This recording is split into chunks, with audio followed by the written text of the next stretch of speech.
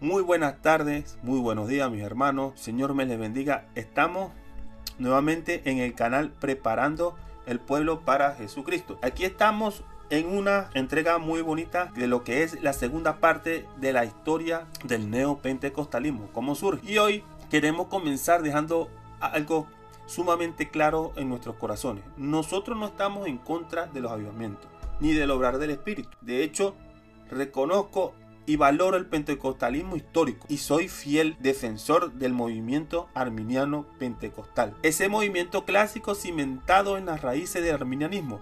Nuestra verdadera lucha no es contra el Espíritu de Dios, ni ir en contra de lo que Él haga, sino contra la falsa experiencia, contra ese falso evangelio diluido que se le ha intentado vender a la iglesia moderna. Tenemos que entender que la historia y la esencia del verdadero pentecostalismo histórico no radica en el desorden, ni en las manifestaciones carnales que hoy abundan. La sed de nuevas revelaciones frente a la suficiencia de la palabra. Este es el primer punto. Como estudiamos anteriormente, o decir en la entrega pasada, a finales del siglo XIX se empezó a argumentar que existía una profunda decadencia espiritual en la iglesia. Ante esto, el corazón del hombre, en su constante ambición, empezó a pedir supuestamente una nueva reforma, alegando que lo que ya estaba escrito en la Biblia no era suficiente y que necesitaba de un segundo derramamiento o de una nueva experiencia. Pero hermano, la escritura es tajante y no deja lugar a dudas. El autor de la carta a los hebreos nos recuerda que si bien en los tiempos antiguos Dios comunicó su mensaje por medio de los profetas,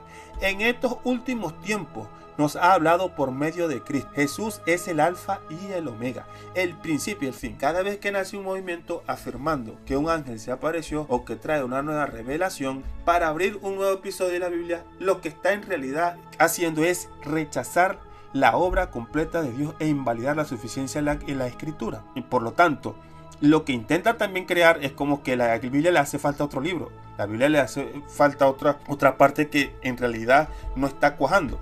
Pero esto nos da pie a hablar de lo que es nuestro segundo punto. Todo este caldo de cultivo nos lleva a hablar del fenómeno de la calle Azusa y su trágico desvío. Esto fue impulsado por una falta alarmante de estudio bíblico. Fue la plataforma que preparó el escenario en el siglo XX.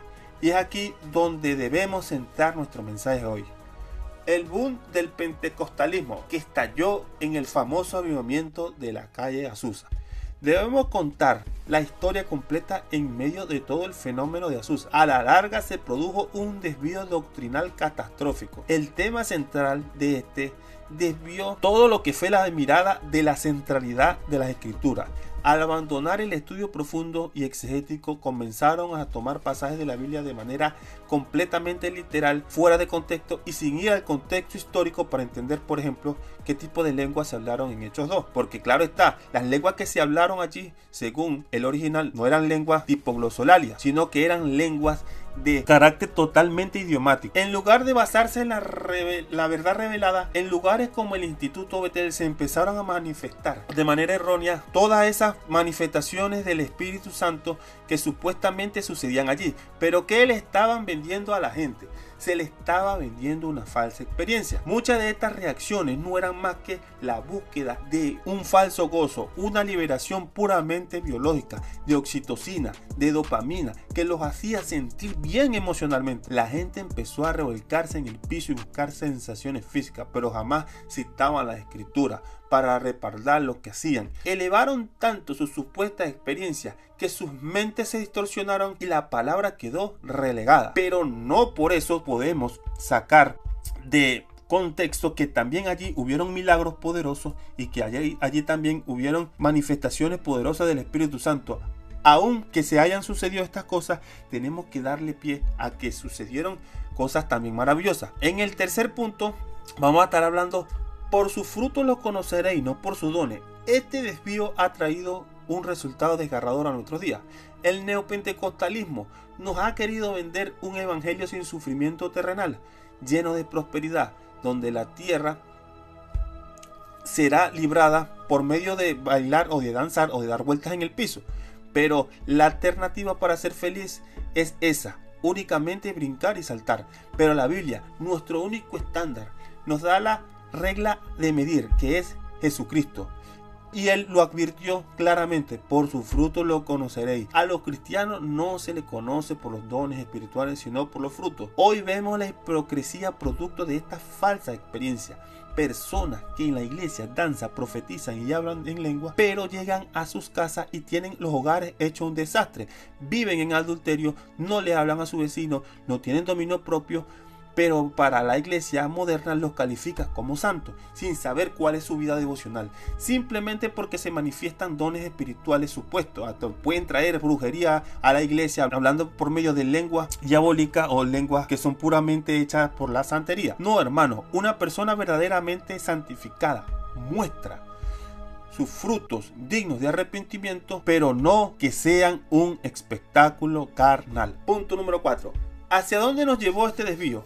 Esta radical forma de verla, ¿cómo le puedo explicar? Esta forma radical de ver lo que es la experiencia del Espíritu Santo nos hizo abandonar una de las cosas que se logró en su tiempo. Aunque yo no soy reformador protestante ni mucho menos calvinista, la verdad es que sí se abandonaron las 5 solas de la Escritura. ¿Pero por qué? Porque se transformaron los púlpitos y hoy el 90% de las predicaciones en estos movimientos son puramente emocionales, muchas veces trabajados previamente como si fuesen ratas de laboratorio. Para poder llegar a sus emociones usan distintos métodos, pero todas estas prácticas dadas por hombres son puramente hechas de oradores motivacionales o coach, que como predicadores del evangelio presentan a un Cristo pero sin abrir jamás la Biblia. Hermano, el desvío que se originó a partir de aquellos eventos históricos no se quedó en el pasado, mutó y creció. Por eso, en nuestra tercera entrega vamos a entrar de lleno a ver las consecuencias modernas de este desvío. Vamos a hablar de los actuales líderes neopentecostales, como el pastor surcoreano David Yonggi Cho, que tuvo bastantes problemas legales con la ley, y otros mega líderes de hoy con mucho orgullo se adjudican el título de ser hijos del avivamiento de las calles de Azusa, cuando no. Aunque sí, del avivamiento de Azusa nacieron las denominaciones pentecostales como Asambleas de Dios, en sus cosas malas y en sus cosas buenas, pero de allí nacieron hombres de Dios también, como también nacieron personas que a la larga distorsionarían lo que realmente quiso decir la palabra con respecto a los dones espirituales y con los avivamientos. También vamos a ver cómo se ha desviado históricamente en la tercera entrega y lo que convirtió todo esto, doctrinas neopentecostales, en los imperios que son hoy de falsa prosperidad. Espero que se aferren a la palabra de Dios y que no es de interpretación privada. Y los espero en nuestro próximo mensaje para desenmascarar esta corriente. Que el Señor les bendiga. Y sobre todo, hay que orar para estar parado en la brecha, porque el Señor viene pronto.